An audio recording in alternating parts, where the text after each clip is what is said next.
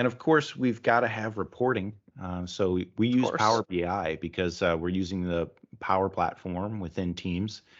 And Power BI is a great tool that is very flexible and can see into the project and work management data that's going on in your organization.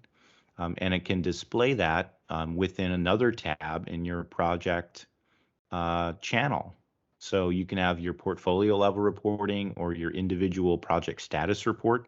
And that data is coming from the project schedule to produce that. So you're not aggregating that data and spending time manually creating that data. It has a regular refresh schedule, so you always know the latest and greatest data in your organization, and it's coming directly from the project plans themselves. And therefore, it's probably a better representation of what's actually going on because Yeah. yeah, somebody moved a Kanban card in the project schedule, right?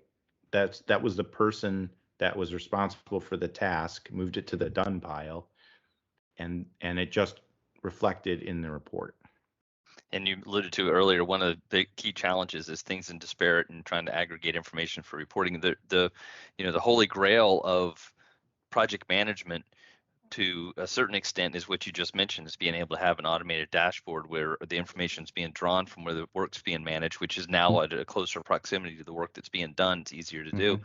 and it just shows up. There's no going out and spending all this time chasing the information, pulling it in different areas, putting it into a nice, you just generate the report. Or you can even self-service, you can give access to these reports to management or other stakeholders that need them. Yeah, yeah, but you know what, Mike? I mean, like it's something worth mentioning.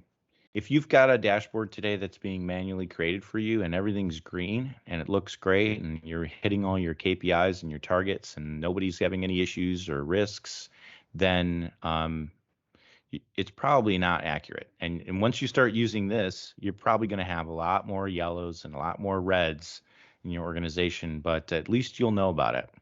Right. Your outcomes are probably going to be better, or at least more Hmm. dependable when you're further upstream from getting the work done, to be able to predict, are you on track? Do you need to Hmm. course correct? What's it going to look like at the end?